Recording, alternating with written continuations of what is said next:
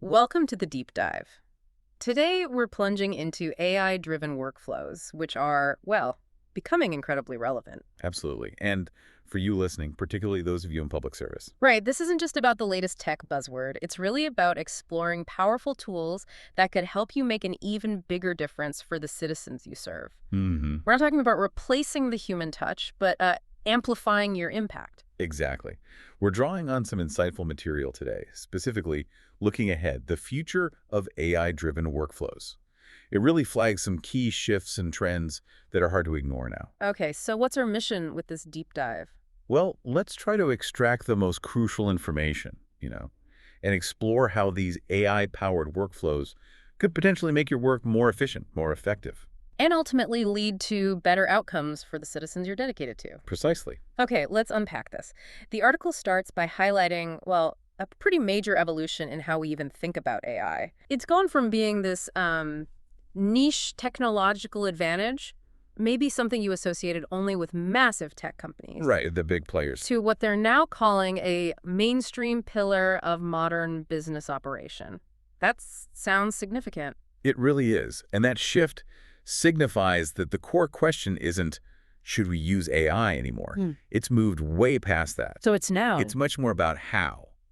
How can we best implement it strategically to actually improve what we're doing? And for public service, that shift in thinking seems critical when looking at modernizing services, right? Absolutely key. It's about finding smarter ways to serve the public. Right. And it's not just, slapping some new software onto old ways of doing things. The article talks about the nature of automation itself changing. It's a really interesting point they make. We're moving away from what they call legacy automation. Which sounds kind of rigid. Exactly. Think rigid, complex systems, the kind that needed a whole team of specialists just to set up and then constantly maintain. Big upfront investment, lots of hassle. Okay, so what's replacing that? What we're seeing now is the rise of workflow intelligence. This isn't just dumb automation. Today's AI has more contextual awareness. It can understand language, anticipate needs, adapt in real time. It sounds much more flexible. And adaptive, yeah. Yeah. The systems can actually learn and adjust their own processes. Wow. That feels like a huge leap forward in, well, practicality. The article even says businesses can deploy sophisticated AI tools in minutes. Minutes. That's a stark contrast, isn't it, compared to those long, complicated integrations of the past? Definitely. And this speed, plus the intelligence built in, means the public sector could see real, tangible benefits fairly quickly, making workflows smoother, faster. Like processing applications more efficiently or responding to citizen inquiries faster. Exactly, those kinds of things. The barrier to entry, that initial hurdle, it's getting much lower. And speaking of lower hurdles, another big theme is the democratization of AI. It's not just a luxury only afforded to large enterprises anymore. And that's huge for public service, isn't it? Because budgets are always a major factor. Always. The source points out that even small and medium-sized businesses can get access now, often at minimal costs. So even with tight budgets, accessible AI tools are emerging that could genuinely offer significant improvements. Without needing those massive financial outlays we saw before. That's the key takeaway. Okay, this is where it gets really interesting for how it directly impacts citizens. The article talks about the emerging role of chatbots. And these aren't the, clunky, frustrating bots maybe we've all encountered at some point. Hopefully not. They're being framed as a potential business-critical workflow engine. A workflow engine? How so? Well, their capabilities are expanding dramatically. The source gives concrete examples, reducing customer service loads. Which, for you listening, could mean handling common questions automatically, freeing you up for complex cases. Exactly. Also, managing internal process compliance, ensuring regulations are followed consistently. That's a big one in the public sector. And even things like employee training and onboarding. Streamlining those internal processes, too. So imagine a citizen gets a quick, accurate answer about, say, waste collection schedules via a chatbot instead of waiting on hold. Right. Or a new hire gets guided through initial policies and resources by an AI assistant. Smoother for everyone. Precisely.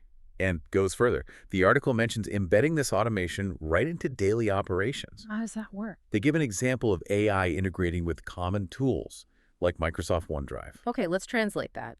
Their example is a sales team getting product specs via chatbot from OneDrive. Yeah.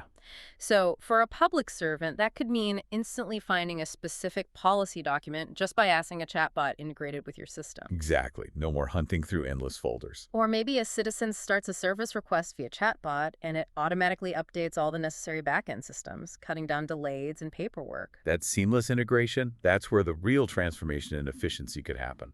Okay. The article then looks ahead, identifying 5 key trends shaping the next decade of AI deployment. Let's walk through those. First up, hyper-personalization at scale. Right. So this means AI getting much better at tailoring responses and actions based on individual contexts and preferences. Like how? The article mentions chatbots learning individual working styles.